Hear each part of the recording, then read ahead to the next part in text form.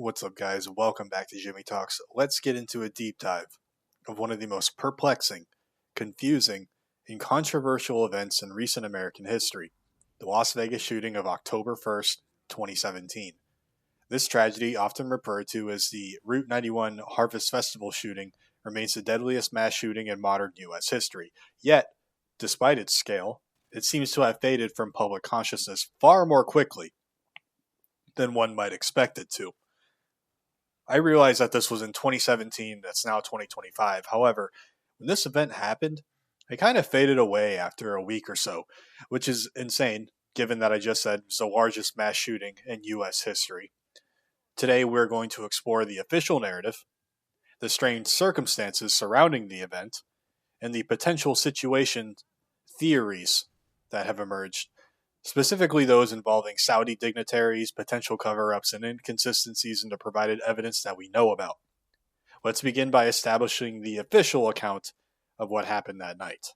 The official narrative, as provided by law enforcement and reported by mainstream media, states that on the evening of October 1st, 2017, a lone gunman named Stephen Paddock carried out a mass shooting. Stephen Paddock, a 64-year-old retired accountant, real estate investor, and frequent gambler, checked into a suite on the 32nd floor of the Mandalay Bay Resort and Casino in Las Vegas. From his room, which overlooked the Route 91 Harvest Festival, by the way, is it Route or Route? I don't know. We're going with Route. The Route 91 Harvest Festival, which was a country music event attended by over 22,000 people, Paddock opened fire on the crowd below. He had 23 firearms in his room, many of them allegedly equipped with bump stocks, which are devices that allow semi-automatic rifles to fire at a rate similar to an automatic. The shooting lasted for approximately 10 minutes from 22:05 or 10:05 p.m. to 22:15 or 10:15 p.m. When police breached Paddock's room, they found him dead from a self-inflicted gunshot wound. The attack left 60 people dead and 413 others injured by gunfire, with hundreds more harmed in the ensuing chaos, bringing the total number of casualties to over 800. Authorities concluded that Paddock acted alone and had no clear motive. Nothing tied to ideology, terrorism, or political extremism. Nothing at all. They described him as a man with no criminal history. He also had a like for gambling. The investigation suggested that Paddock may have been mentally unstable and possibly driven by personal grievances or a desire for infamy, though no definitive motive was ever established. The Las Vegas Metropolitan Police Department, led by Sheriff Joe Lombardo, closed the case in 2018, stating there was no evidence of a broader conspiracy or additional shooters. And we never heard anything ever again. That is the official story in a nutshell. Okay, this isn't enough. However, an examination of the events surrounding the Las Vegas shooting reveals a lot of strange events, inconsistencies, and unanswered questions that have fueled speculation and further theories. Let's just start with the sheer scale of this tragedy.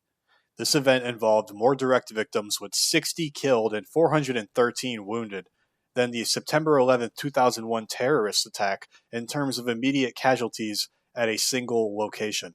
Yet, within a week or two, the Las Vegas shooting seemed to vanish from the headlines.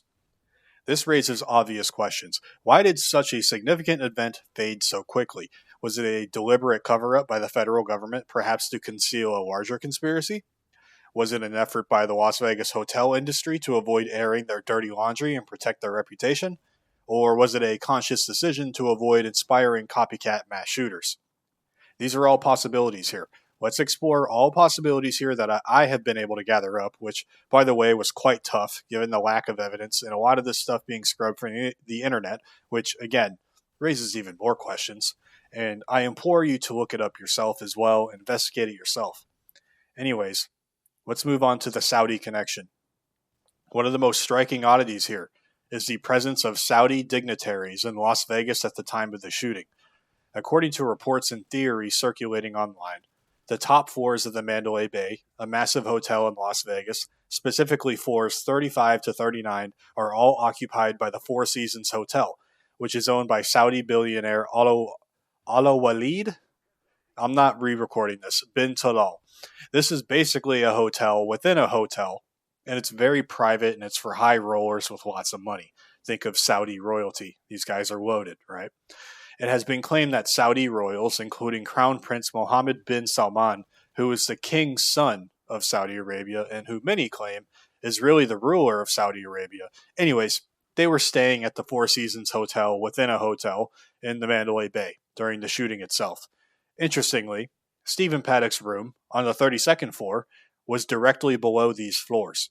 Some sources online allege that Bill Gates later purchased the Four Seasons property after the shooting, which was predominantly ran by Saudi royalty for a very long time, so that is strange, though this claim was difficult for me to verify. Anyways, the presence of Saudi royalty in such close proximity to the shooter's room has led to speculations that the shooting may have been part of a failed assassination attempt on the Saudi crown prince, Mohammed bin Salman, orchestrated by rival factions within the Saudi royal family. This theory gains traction when we consider events in Saudi Arabia shortly after the shooting. On November 4th, 2017, so just over a month later of the shooting, Crown Prince Mohammed bin Salman initiated a massive anti-corruption purge in his country, detaining dozens of Saudi princes, ministers, and businessmen, people who had a lot of money and connections, basically. These individuals were held at the Ritz-Carlton in Riyadh, Saudi Arabia, where they were interrogated and, in some cases, reportedly tortured. The official explanation was this was an effort to combat corruption, but many observers believe it was a power consolidation move by Mohammed bin Salman, the ruler of Saudi Arabia, who may have suspected these royals of plotting against him. Some conspiracy theorists argue that the Las Vegas shooting was actually a botched assassination attempt on bin Salman's life, and the purge a month later in Saudi Arabia was his retaliation against those he believed were responsible. According to this narrative, Paddock was not a lone gunman, but a patsy, a fall guy, set up to take the blame for a larger operation. Let's break down this theory in more detail. Information I've been able to find online from Reddit posts, old 4chan posts, and archived media, mostly archived media, suggests that Saudi assassins, possibly hired by rival royals, arrived in Las Vegas before the mass shooting, of course, to carry out the hit on bin Salman. They met with Paddock, who is alleged by these sources to possibly have been an arms dealer for the CIA or an intermediary supplying weapons for the operation. Before I continue, this is just information I have found online, guys. I'm not saying this is all true. Personally, none of this makes sense still, and I know it sounds bizarre. Okay, back to the story. The assassins allegedly killed Paddock, took the guns they needed, and prepared to target the Crown Prince on the floors above.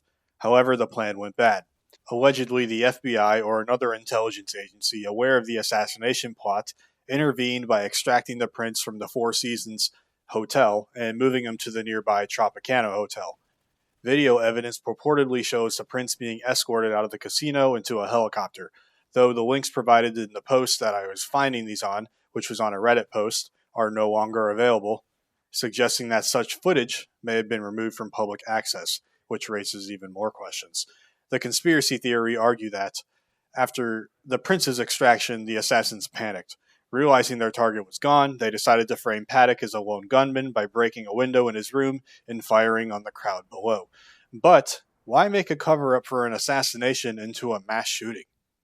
Are Saudi secret government officials just psychos for doing this? The information suggests that the majority of the gunfire may not have come from Paddock's room, but from a helicopter, a claim supported by some eyewitness accounts, and the alleged deactivation of transponders, meaning no lights or radios on the helicopters, so when they were approaching the Mandalay Bay that night. This would explain why some witnesses reported hearing gunfire from multiple locations, including the sound of two guns firing simultaneously, which does not align with the official narrative of a single shooter. The arms dealer conspiracy could explain the slight pauses between gunfire, as you'd have to reload all of the magazines and/or belt-fed ammunition, as you do not sell guns that are fully loaded, even in legal gun stores. So, alright, moving on now to the next one, the gunfire speculation. Speaking of the gunfire, another point of contention is the firing rate heard during the attack. The official narrative states that Paddock used an AR-15 rifle, or multiple actually I should say, equipped with bump stocks, which increased the rate of fire on a semi-automatic rifle. However, audio recordings from the scene may lead some to argue that the firing rate matches that of an M240 machine gun, which is used by the U.S. commonly when it happened here in the U.S., right? A light machine gun capable of sustained automatic fire rather than an AR-15 with a bump stock, because it's not consistent full auto. It's not even full auto. It's not consistent enough on a bump stock compared to an actual fully automatic rifle. So this discrepancy has fueled speculation that the weapons used were not what authorities claimed, potentially pointing to a more sophisticated operation involving military hardware. Further complicating the official narrative are reports of additional shootouts and armed individuals across the Las Vegas Strip that night. Eyewitnesses and police scanner chatter, which some have analyzed, suggest that there were incidents at other hotels, including armed shooters on rooftops. These reports do not align with the official story of a single shooter at the Mandalay Bay. If true, they suggest a coordinated operation far larger than what authorities have acknowledged. Why were these incidents not investigated more thoroughly in the public eye? Were they unrelated, or were they part of a broader cover-up? Why were there a bunch of shootouts on the Strip in one night? That's just kind of uncommon. Now let's move on to the security guard first on scene to Paddock's alleged room. The behavior of a specific individual involved in the investigation also raises questions. Jesus Campos, a security guard at Mandalay Bay, was the first to encounter Paddock's room during the shooting. According to the official timeline, Campos was shot in the leg by Paddock through the door before the attack on the festival began. However, Campos' actions and the statements have been found to be a mystery. Why was Campos approaching Paddock's room? Was he actually assassinated by Saudi secret government officials? No one knows. Anyways, he made a single public appearance on the Ellen DeGeneres show, and why that show, of all of them, I don't know, where he then provided a brief account of the incident, but he was not available afterwards for further questioning by the media or independent investigators. Some have speculated that Campos was silenced or coached to stick to a specific narrative, possibly to avoid revealing details that might contradict the official story. This is all very strange, guys. Let me just say that again. Let's move on to Trump now. President Donald Trump's response to the shooting also stands out as unusual. Trump flew to Las Vegas the day after the attack, but did not address the media or give a public statement. He did sometime after, but not immediately afterwards, which is highly irregular for a president following a national tragedy, especially of something of this proportion. Some believe that Trump's visit was not to console victims, but to meet with Mohammed bin Salman, who may have been the true target of the attack. This theory suggests that Trump was aware of the assassination plot and was involved in diplomatic efforts to manage the fallout with Saudi Arabia, a key U.S. ally. Again, guys, another reminder as stated earlier from the video, I am just asking questions here. I am just sharing the information we have available. I am not pointing to a definitive answer here. No one knows what happened because all of this was scrubbed. Okay, let's continue on to Paddock's room now and the physical evidence. The physical evidence from Paddock's room has also been a major point of contention. Photos released by authorities show Paddock's body, the weapons, and the room's condition, but many have questioned their authenticity, meaning, was evidence planted there? And also, the consistency in the reports is off. For example, the positioning of the guns, the lack of visible shell casings in some images, and the overall scene of the room have been described as staged by some analysts. Additionally, Paddock's home was broken into shortly after the shooting, according to police reports. The motive for the break-in was never determined, but it has led to speculation that someone was looking for evidence, perhaps related to his alleged role as an arms dealer or attempting to plant or remove items to shape the narrative. This guy's dad was wanted by the FBI for being a bank robber. Maybe he wanted to live a thrilling life just like his dad did, and he decided to go work for a government agency, and hence all his role in this. Who knows? Nobody knows. Just want to clarify all this again. I'm throwing out stuff that we have, speculations. Let's move on to geopolitics, and this kind of goes back to the Saudi connection. Let's turn to the broader geopolitical context. The Las Vegas shooting occurred at a time of growing tension within Saudi Arabia and between the kingdom members itself and the United States. May 2017, just months before the shooting, President Trump visits Saudi Arabia and was warmly received by King Salman and Crown Prince Mohammed bin Salman, the guy we've been talking about as the alleged assassination plot. He was the prince, and that means he was the son of the king, right? The visit was seen as a turning point in U.S. and Saudi relations, which had been strained under the previous president, Barack Obama. During the visit, Trump and Saudi leadership discussed a range of issues, including counterterrorism, the Syrian civil war, and economic partnerships, particularly involving Saudi investments in U.S. oil companies. Theorists suggest that the Saudi royal family, led by King Salman, was desperate to maintain its wealth and influence, which had been threatened by the rise of the U.S. fracking industry. Saudi Arabia was, and is, poised to lose its oil reserves in approximately 50 to 70 years, so it was important to them to maintain their wealth by any means possible, as that is basically why Saudi Arabia is rich. What fracking means, by the way, is basically just a method for getting oil. Anyways, fracking had led to a boom in domestic oil production here in the U.S., reducing U.S. reliance on Saudi oil and driving down global oil prices. If you remember, gas was pretty cheap from 2016 to 2020. People argue that Saudi Arabia, as a leading member of OPEC, deliberately flooded the market with oil to bankrupt fracking companies, a strategy that backfired when many of these companies survived due to technological advancements and low operating costs. In response to Saudi's allegedly shifted tactics, lobbying the Democratic Party in the U.S. to impose environmental regulations that would hinder fracking, such as bans on it. This theory suggests that the Saudis donated heavily to Hillary Clinton's 2016 presidential campaign, hoping that a Clinton victory would lead to policies that would curb fracking and restore Saudi dominance in the global oil market. However, Clinton lost the election, and Trump's victory in November of 2016 threw a wrench into these plans. Trump was a vocal supporter of the U.S. energy sector, including fracking, and his administration rolled back many environmental regulations.